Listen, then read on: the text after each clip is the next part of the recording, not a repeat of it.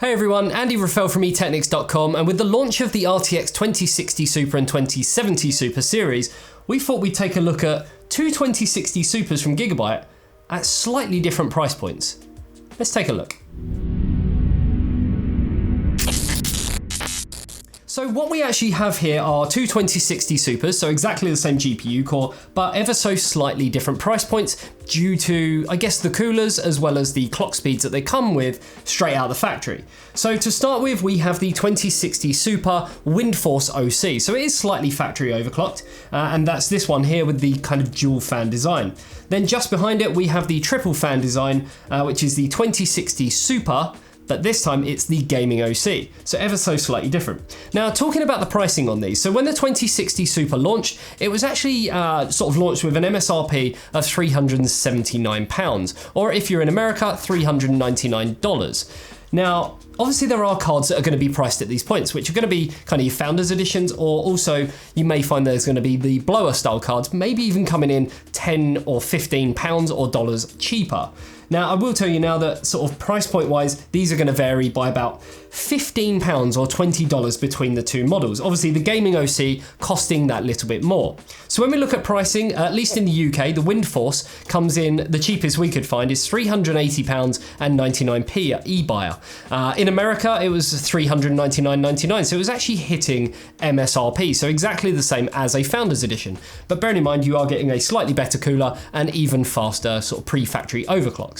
Now, when it came to the gaming OC, that came in at £394.98, again at eBuyer, and $419.99 at Newegg. So again, sort of, I guess that $20 difference between kind of what the MSRP in America should have been and kind of this card here. So we already know, based on the price point, and I will talk through the specs as well, that the gaming OC is going to be the more expensive kind of, one with, I guess, higher overclock straight out the factory. So looking at kind of clock speeds and how it compares to the Founders Edition, the Founders actually comes with a 1470 MHz GPU clock and a 1650 boost. Memory is clocked in at 1750. Now, when we take a look at these cards individually, the WINDFORCE OC, so the twin fan version, comes in with a 1470 GPU clock, so exactly the same, but instead of 1650 boost, it actually comes in at 1710. The memory is exactly the same at 1750. Now, the gaming OC again has exactly the same GPU kind of core clock, and the memory exactly the same at 1750, but it's the boost clock once again where it does make that little bit of a difference. So instead of being 1650 on the Founders or 1710 on the WINDFORCE, it actually comes in at 1815. So slightly increased by sort of 95 megahertz, I guess, in the grand scheme of things, which should make a difference when we're looking at the performance results. So you've really got to decide as to whether it's worth the extra bit of money for that extra piece of performance that you're going to get due to them higher clock speeds. Now, talking about the style on the cards, they are, I guess, very similar yet very different.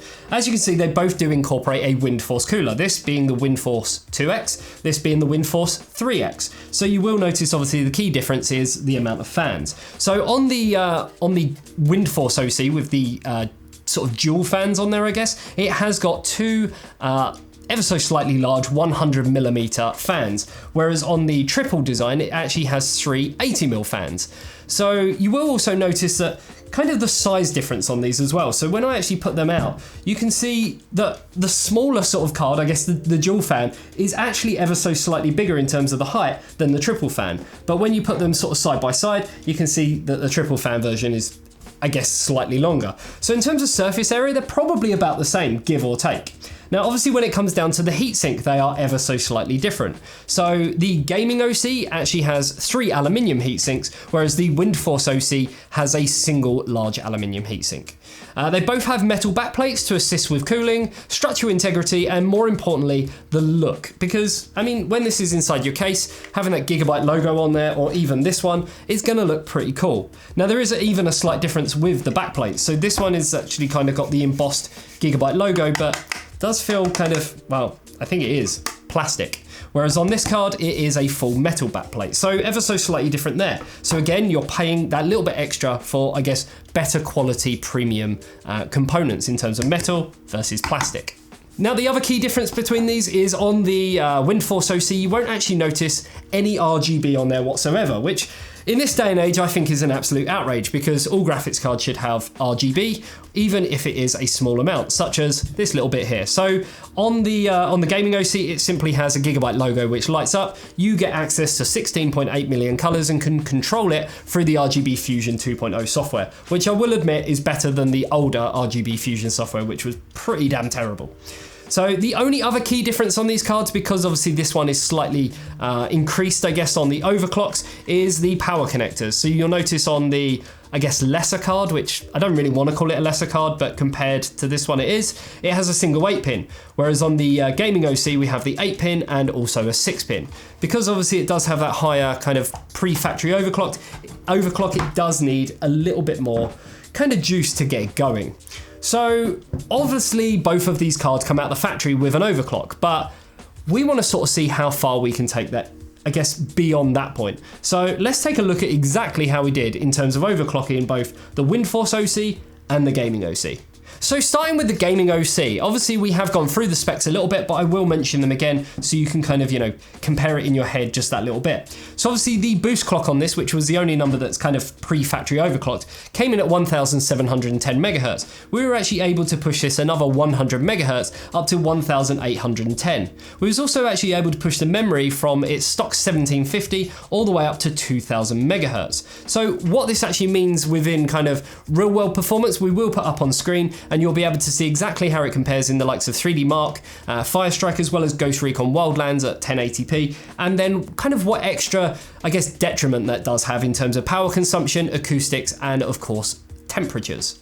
Moving over to the gaming OC. Now obviously this comes out the factory with a slightly higher overclock, and with that we were still able to push it another 90 megahertz. So we actually got the GPU boost up to 1905 and the memory, again same as the WINDFORCE OC, up to 2000 megahertz. So a nice little increase once again. And again, we'll put it up on screen where you can see exactly what kind of difference that's going to make in the real world in terms of synthetic 3D Mark Firestrike, Ghost Recon Wildlands, and then also the temperature, acoustics, and power consumption as well. So now that we've got all that out of the way, the reason that we are all here, we want to see exactly how this kind of compares, because I'm sure there's many people out there who are looking at an RTX 2070 Super and thinking, do I buy a Zeus? Do I buy a Zeus Strix? Do I buy a Founders Edition? Do I buy a Zotac? Do I buy, even down to Gigabyte? When you get there, do you buy this one or this one? Or even in the stack, there's going to be more expensive ones, such as the Aorus, which is going to come in with an even better cooler and as well a better kind of, overclock, but it is going to cost you more. So I guess it's down to me with results like this to show you exactly which one performs better, and then you can decide from yourself kind of if it's worth the extra money. So roll them glorious benchmarks.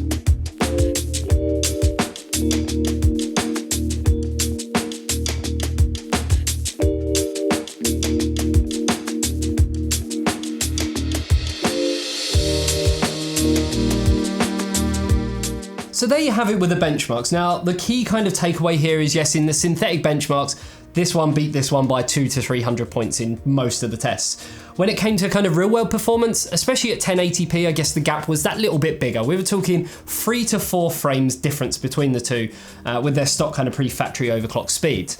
When you started going up to 1440p, maybe that went down from sort of 3 to 4 frames more to kind of 2 to 3 frames. And then at 4K, a lot of the results were so similar. There was kind of fractions of a frame per second between it, sometimes 1 frame per second in favor of the gaming OC. So what does that kind of tell you? Well, when we looked at the likes of power consumption, this WINDFORCE OC actually used quite a bit less power than the gaming OC. When it came to temperatures, I guess this came in just that little bit better. When it came to acoustics, of course, this one was ever so slightly better, but I don't know, what's the key takeaway from that? Is it really worth that extra kind of, £15 for this one?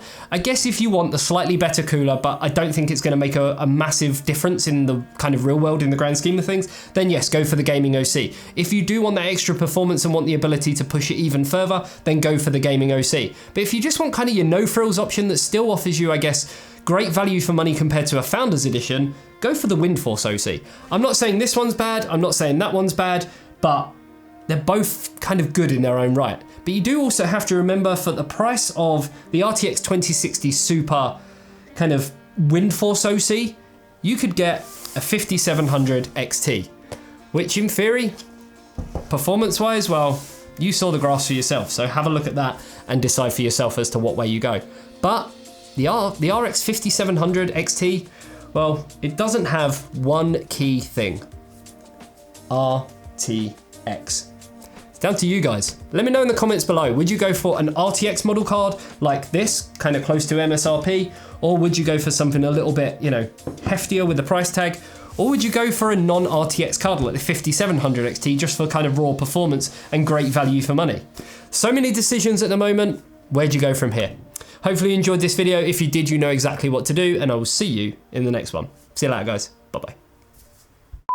Oh, itchy nose! Ah! Moving over.